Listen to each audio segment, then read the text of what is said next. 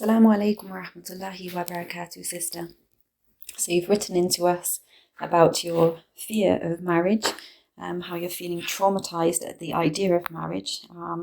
Essentially, I guess because you're feeling like abuse is essentially about, marriage is essentially about abuse. So you continue to live in fear of marriage.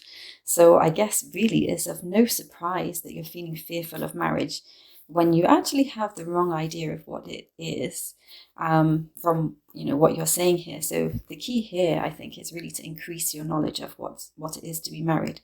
So I'm not sure where you're getting this information from, whether it is from what you're reading or from what it's the people that you're with.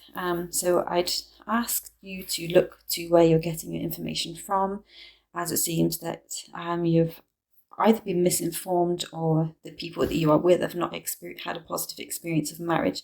So understandably, the feelings you're having about marriage are quite understandable, because if you have the wrong kind of information or you're with people who are not in happy marriages, you're going to feel like that and you're going to fear marriage.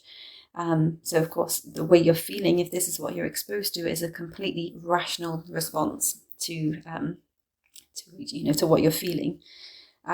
So I guess my first thing is just to say what you believe marriage to be is really not the way of Islam, and I'm really sorry that you've been exposed to it in this way.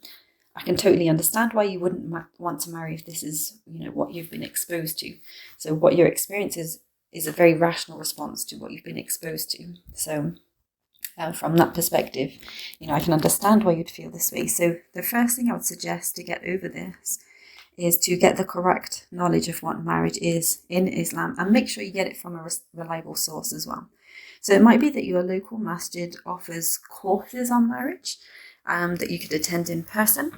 So that could be one way of getting the knowledge, but this might not be easily accessible. It might not be on offer.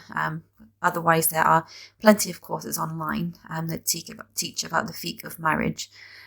So I would highly recommend that you seek this knowledge about what marriage is and what's involved in it from this correct perspective by taking some kind of course.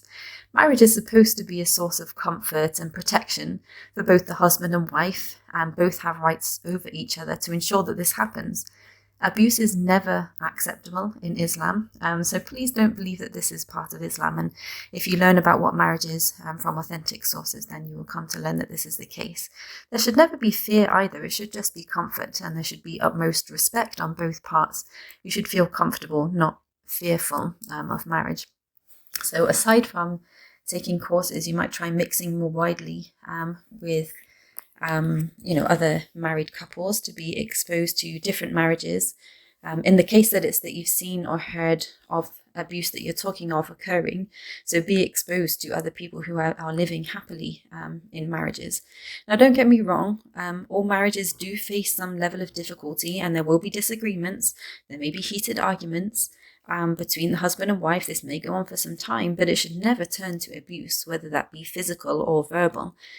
So be realistic. These things happen in marriage, but it shouldn't be abusive in the way that you are presenting your understanding of what marriage is as well. So try to understand and be witness to happier marriages as well. And then once you have a better idea of what marriage should be, from a knowledge point of view, but also from a practical point of view, seek it in the correct way Islamically as well. So do this with the support of your mahram, who will be able to assess potential suitors, and this will avoid the possibility of you marrying a potential abuser. So having that mahram as your protection to assess who it would be that you would marry would ensure that you don't marry somebody that's going to abuse you, that you're going to marry somebody who is going to treat marriage in the way that it should be according to Islam as well. It also gives you the opportunity to get to know him a bit and his family, to ensure that you are marrying a God-fearing man who will not treat you in the way that you are fearing. So my advice being, firstly, do a course on marriage. Secondly, expose yourself to marriages beyond maybe the abusive ones that you have been witness to, but also do get married in the correct way, having your mahram, getting to know the family a bit, and making sure that you do marry someone that is going to treat marriage in the correct way. So may Allah guide you on the correct path.